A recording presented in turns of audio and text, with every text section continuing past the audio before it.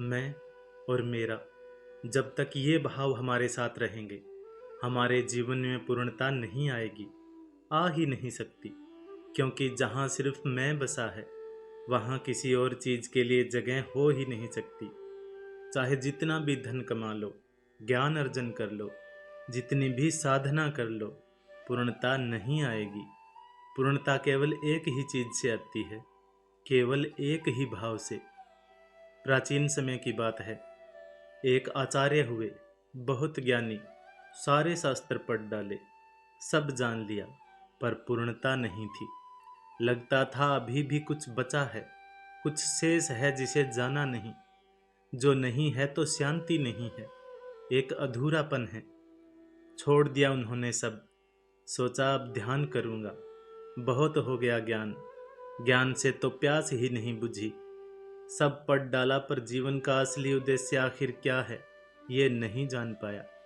अब साधना ही मार्ग है, ये सोचकर वो एक गुफा में बैठ गया। 3 वर्ष घोर तपस्या की, लेकिन मंजिल तो कहीं दूर दूर तक दिखाई न पड़ी।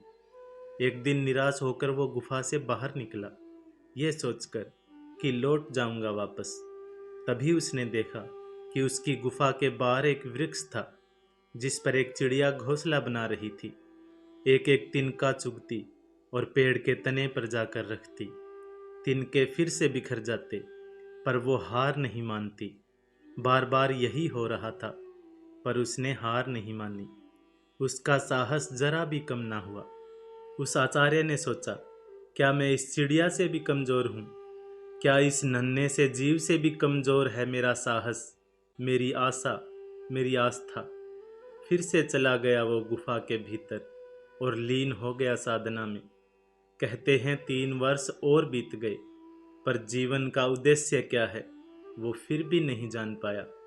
घबराकर फिर से बाहर आया और पहाड़ी के नीचे की ओर चलने लगा, घर लौट जाने के उद्देश्य से।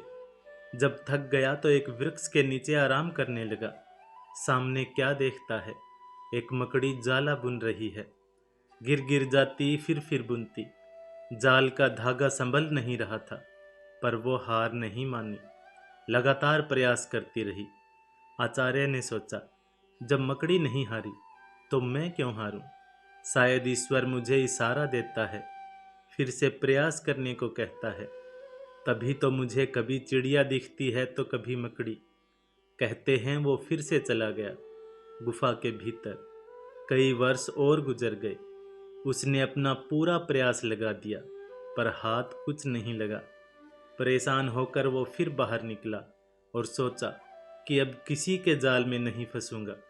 चाहे चिड़िया दिखे या मकड़ी या परमात्मा कोई भी इशारा दे, मैं फंसूंगा नहीं। मैंने अपने जीवन के कितने वर्ष दांव पर लगा दिए, पर कुछ भी हाथ नहीं आया। इस बार तो मैं कहीं नहीं देखूंगा, सीधी राह देखकर घर लौट जाऊंगा।